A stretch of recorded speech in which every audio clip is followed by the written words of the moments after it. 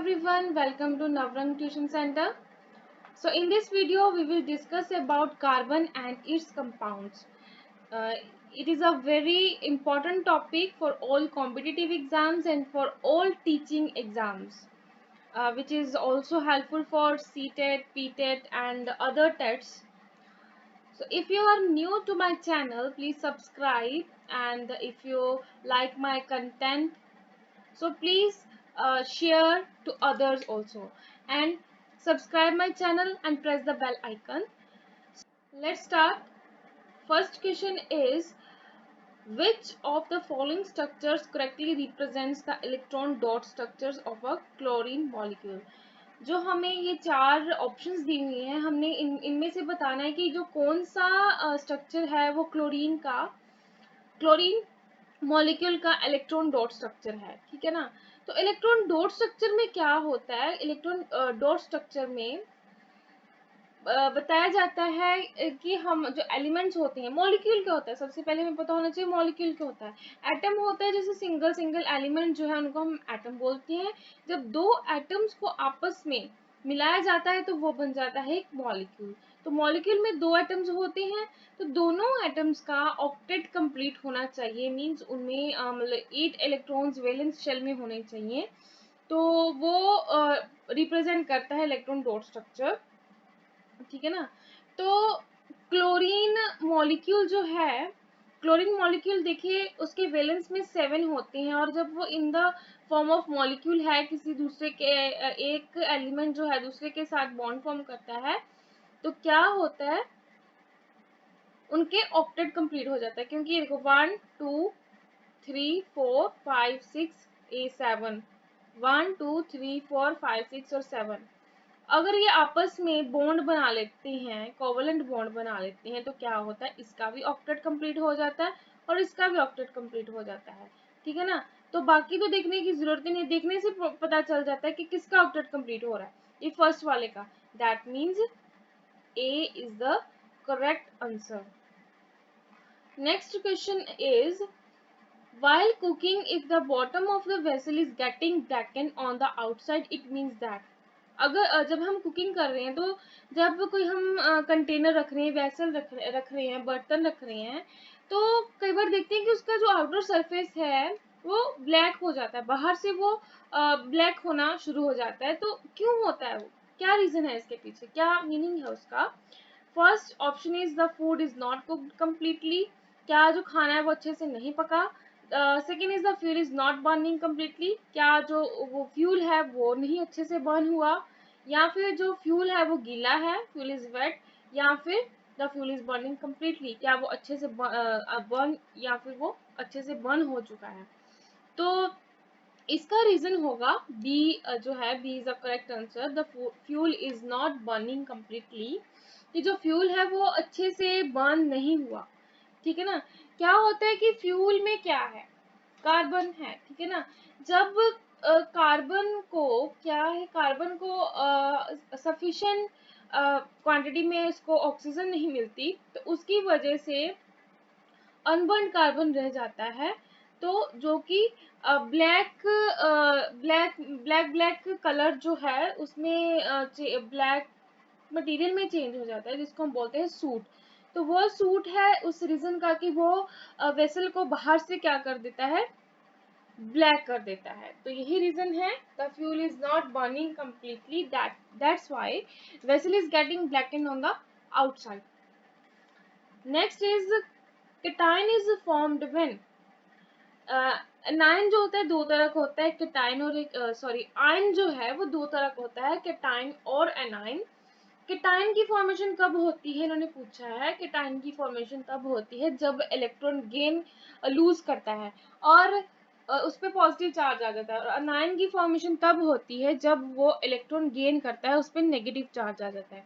तो देखते हैं कौन सा ऑप्शन होगा। First is atom gains electron, second is atom loses electron, third is proton is lost by the electron, and the fourth one is atom shares electron. तो इसका answer होगा B, that is atom loses electron. Next is the IUPAC name of CH3, CH2, CH double bond, CH2 is, इसका IUPAC name क्या है इस compound का, तो देखती हैं। फर्स्ट है 3-ब्यूटीन, B है prop 1ene, C है but1ene and the D is butyne. तो ध्यान से देखिए कि सबसे पहले इस मॉलिक्यूल में, इस कंपाउंड में कितने कार्बन एटम्स हैं, काउंट कीजिए। 1 2 3 4, 4 मीन्स ब्यूट, 4 होगा तो क्या आएगा, ब्यूट आएगा। और अगर अब ब्यूट वाले ये दो होंगे, ये अब ये फर्स्ट थर्ड और फोर्थ हो सकता है। अब ध्यान से देखिए कि इसमें कौन सी बॉन्ड आ रही है, डबल बॉन्ड आ रही है। दैट मीन्स आयन तो होगा ही नहीं, आयन होगा कि जब ट्रिपल होती है। अब हमारे पास दो ऑप्शन बच गए कि फर्स्ट और थर्ड में से कोई होगा। तो अगर हम इधर से स्टार्ट करते हैं तो डबल बॉन्ड को मिनिमम नंबरिंग जो है वो मिलती है, तो अगर इधर से स्टार्ट करेंगे तो मैक्सिमम नंबरिंग मिलती है। तो क्या होता है, रूल के अकॉर्डिंग हमने कम से कम नंबरिंग जहां से शुरू हो वहां से हमने मतलब स्टार्ट करना है। तो इसका आंसर होगा सी, दैट इज but1ene, क्योंकि फर्स्ट कार्बन के साथ डबल बॉन्ड है, तो but1ene, डबल बॉन्ड 1 पे है, 1ene, तो C is the correct answer. Next is which of the following compounds of carbon doesn't consist of ions। जो नीचे कंपाउंड्स दिए हैं इनमें से कौन सा कंपाउंड है जो जिसमें आयंस जो है वो नहीं है। देखिए फर्स्ट है CHCl3, third is CaCO3, second is CaCO3, third is NaHCO3, fourth is Ca2C। तो जो इसका आंसर है वो है फर्स्ट। देखिए जो कार्बन होता है, कार्बन क्या करता है, कोवलेंट बॉन्ड जो है हमेशा कोवलेंट बॉन्ड बनाता है। तो कार्बन क्या करेगा, 3 कोवलेंट बॉन्ड क्लोरीन के साथ बनेगी और एक हाइड्रोजन के साथ बनाएगा। तो कोवलेंट बॉन्ड में क्या होता है, शेयरिंग ऑफ इलेक्ट्रॉन होती है, ठीक है। इसमें ट्रांसफर नहीं होता आयन का, ठीक है ना। ट्रांसफर ऑफ आयन का ट्रांसफर उसी में होता है जिसमें आयनिक बॉन्ड बनती है। बट कार्बन जो है, कार्बन में क्या बनता है, कोवलेंट बॉन्ड बनती है। दैट्स वाई कि वो उसमें क्या है, आयंस नहीं होते, ठीक है, क्योंकि उसमें क्या है, कोवलेंट बॉन्ड जो है वो बनती है। तो इसका आंसर होगा first, A is the correct answer. Next question is the property of self linkage among identical atoms to form long chain compounds is known as। अपने ही साथ, अपने ही जो एलिमेंट के साथ, ठीक है ना, आइडेंटिकल एटम्स के साथ, एलिमेंट के साथ एक लंबी सी चेन बनाना, ठीक है ना। तो उसको, उस प्रॉपर्टी को क्या कहते हैं, जैसे जो हाइड्रोकार्बन्स होते हैं जो सी सी सी सी आपस में बॉन्ड्स बनाते हैं, ठीक है ना, तो उसको हम क्या कहते हैं, उसको कौन सी प्रॉपर्टी है, उसको जो प्रॉपर्टी उसका क्या नाम है। First is catenation, second is isomerisation, C is superposition and D is halogenation. तो उस प्रॉपर्टी को हम बोलते हैं कैटिनेशन, क्योंकि कार्बन जो है सबसे ज्यादा कैटिनेशन शो करता है। Next is which of the following is the molecular formula of cyclobutane. Cyclobutane का इनमें से कौन सा फॉर्मूला है। First is C4H10, second is C4H6, third is C4H8 and the fourth is C4H4। देखिए साइक्लोब्यूटेन, साइक्लो है, साइक्लो मीन्स कि ये एक दूसरे के साथ जुड़े होंगे, कि ओपन एंडेड नहीं है। एक मतलब कि एक जो कार्बन है वो दूसरे के साथ जुड़ा है, दूसरा जो है वो तीसरे के साथ जुड़ा है। मीन्स कि जो फर्स्ट है वो लास्ट वाले के साथ एक हिसाब से जुड़ा है। फिर इन्होंने क्या बनाया, साइकिल बनाया हुआ है कि एक से शुरू होके वापस वहीं पे आ जाते हैं। ये ओपन एंडेड नहीं होगा, चेन नहीं होगी, साइकिल बनाएंगे। अब देखिए ब्यूटेन है, तो ब्यूटेन में क्या होगा, 4 होंगे। तो देखिए सभी में कार्बन एटम जो है वो 4 है। तो अब ये तो अभी पता चला नहीं कि कौन सा है, क्योंकि चारों में जो है 4 दिए हुए हैं। साइक्लोब्यूटेन में क्या होता है, जो कार्बन होता है वो दूसरे 2 कार्बन के साथ जुड़ा है और उसके साथ 2 जो है वो हाइड्रोजन जो है, 2 जो बॉन्ड है वो हाइड्रोजन के साथ बनी होती है। तो देखिए जो 4 कार्बन होंगे, 4 कार्बन, एक कार्बन 2 कार्बन के साथ बनाएगा, तो बच गई दो, दो हाइड्रोजन के साथ बनाएगा। तो काउंट कीजिए, 4 कार्बन है, चारों के साथ दो दो हाइड्रोजन लगे हैं, तो कितने होंगे? टोटल होंगे 8 हाइड्रोजन। तो C is the correct answer, C4H8.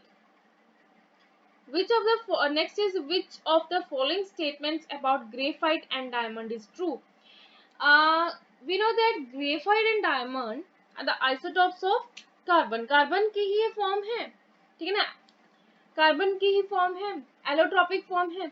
तो फर्स्ट हमने बताना है कि इनमें से कौन सी जो स्टेटमेंट है वो ट्रू है, ठीक है। They have the same crystal structure, no, जो कार्बन का स्ट्रक्चर अलग है और ग्रेफाइट का स्ट्रक्चर अलग है। They have the same degree of hardness, no, graphite जो है वो सॉफ्ट होता है लेकिन डायमंड हार्ड होता है। ये भी गलत हो गया, फर्स्ट भी गलत, सेकंड भी गलत। Third is they have the same electrical conductivity, दोनों की कंडक्टिविटी सेम होती है, नो, ग्रेफाइट जो है वो कंडक्टर की तरह बिहेव करता है, लेकिन जो डायमंड है इज एन इंसुलेटर। तो तीनों गलत होंगे, दैट मीन्स फोर्थ रह गया वो सही होगा। तो देखते हैं क्या है, they can undergo the same chemical reaction, yes, दोनों की केमिकल रिएक्शंस जो हैं दोनों वो सेम ही परफॉर्म करते हैं। So D is the correct answer. Next is how many number of carbon atoms are joined in a spherical molecule of Buckminster Fullerene? अब देखिए, बकमिंस्टर फ्लोरीन जो है वो एक कार्बन का ही मॉलिक्यूल है, ठीक है, स्फेरिकल मॉलिक्यूल है, लाइक जैसे फुटबॉल होता है वैसा होता है। तो इसमें क्या है, ये आपस में सिग्मा और पाई बॉन्ड्स बनाते हैं कार्बन इसमें, और इसमें क्या होता है, हेक्सागन्स होते हैं, पेंटागन्स होते हैं। तो इस मॉलिक्यूल में जो कार्बन है हमने बताना है कि उसके कितने नंबर ऑफ एटम्स हैं, ठीक है ना। मॉलिक्यूल है तो मॉलिक्यूल है, ये क्या है, एक बड़ा सा मॉलिक्यूल होता है लाइक जैसे फुटबॉल है। तो बताना है हमने कि ये होलोस्फेयर होता है एक हिसाब से, होलोस्फेयर। तो बताइए कितने इसमें कार्बन एटम्स होते हैं, कार्बन का ही मॉलिक्यूल है। तो first is 30, second is 60, third is 90 and the last one is 120। तो इसका आंसर होगा बी, दैट इज 60, ठीक है। तो B is the correct answer कि जो बकमिंस्टर फ्लोरीन है कार्बन का ही मॉलिक्यूल, उसमें कार्बन के 60 एलिमेंट एटम्स होते हैं, ठीक है, ये याद रखना, इंपॉर्टेंट क्वेश्चन है। Next is which of the following is the major constant of the liquefied petroleum gas? Liquefied petroleum gas का मेजर कांस्टिट्यूएंट कौन सा है? First is methane, second is ethane, third is propane and the fourth is butane. So fourth, butane is a major constant of the liquefied petroleum gas. So D is the correct answer. Next है the organic compounds having carboxyl functional group are known as. वो वाले organic compounds जिनमें carboxyl group लगा होता है उस compound को हम क्या बोलते हैं?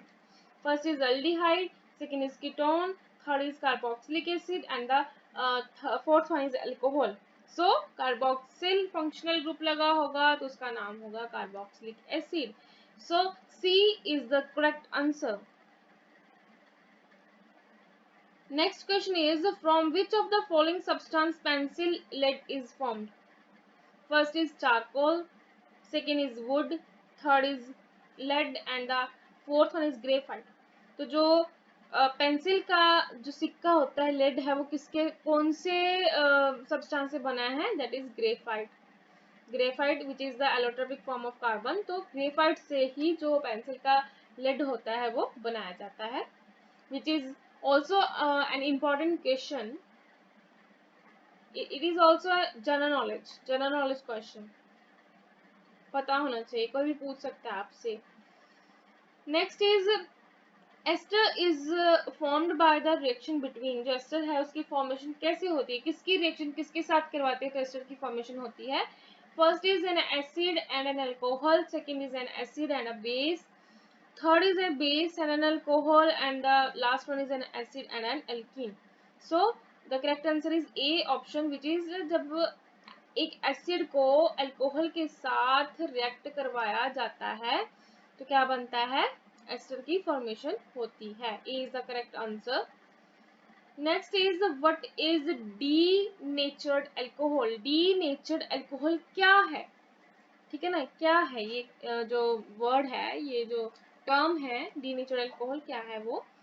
First is ethyl alcohol which has been made unfit for drinking purpose by adding small amounts of poisonous substances. Methyl alcohol which has been made unfit for drinking purpose by adding small amount of poisonous substance. Alcohol having properties of an acid, and the last one is ethyl alcohol containing 60% of water by weight. So A is the correct answer. A is the correct answer. ठीक है। क्या है कि जब ethyl alcohol जो है उसमें poisonous material को मिला दिया जाता है ताकि उसको इंडस्ट्रियल पर्पसेस के लिए रखा जाए, उसका मिस यूज ना हो, तो उसी को हम बोलते हैं डी नेचर्ड अल्कोहल। जब इथाइल अल्कोहल में पॉइजनस सब्सटेंस जो है उसकी एडिशन कर दी जाए, डी नेचर्ड अल्कोहल हो जाता है वो। So A is the correct answer. Next is which of the following substance produces brisk effervescence with baking soda solution. ठीक है, इनमें से कौन सा जो है सब्सटेंस है जब हम उसको बेकिंग सोडा सॉल्यूशन के साथ रिएक्ट करवाएं तो वो ब्रिस्क एफर्जेंस जो है वो प्रोड्यूस करे। तो first is ethanoic acid, second is table salt, third is vinegar and the last one is sunflower oil. Baking soda क्या होता है, ठीक है, baking soda sodium hydrogen carbonate. जब हम उसको इथेनॉइक एसिड के साथ रिएक्ट करवाते हैं तो क्या होता है, कार्बन डाइऑक्साइड की जो है वो फॉर्मेशन होती है, कार्बन डाइऑक्साइड की फॉर्मेशन होती है एज अ प्रोडक्ट, तो एज अ बाय प्रोडक्ट। तो कार्बन डाइऑक्साइड यहाँ पे होगी, वहां पे एफर्जेंस होगी, तो दैट मीन्स कि बेकिंग सोडा के साथ किसको किया जाता है, इथेनॉइक एसिड। तो A is the correct answer. So ये थे हमारे 15 MCQs which are very important. तो ये जो टीचिंग के एग्जाम्स में आ सकते हैं, किसी कॉम्पिटिटिव एग्जाम में आ सकते हैं, और आपकी जो जनरल नॉलेज है उसको भी इंक्रीज करते हैं। तो प्लीज अगर आपको मेरी वीडियो, मेरा कंटेंट अच्छा लगा हो तो मेरी वीडियो को लाइक कीजिए, चैनल को सब्सक्राइब कीजिए और बाकी लोगों के साथ भी शेयर कीजिए। तो ऐसे ही आपके लिए मेहनत करती रहूंगी और वीडियोस बनाती रहूंगी। Thank you. For more updates, subscribe my channel and press the bell icon. Thank you.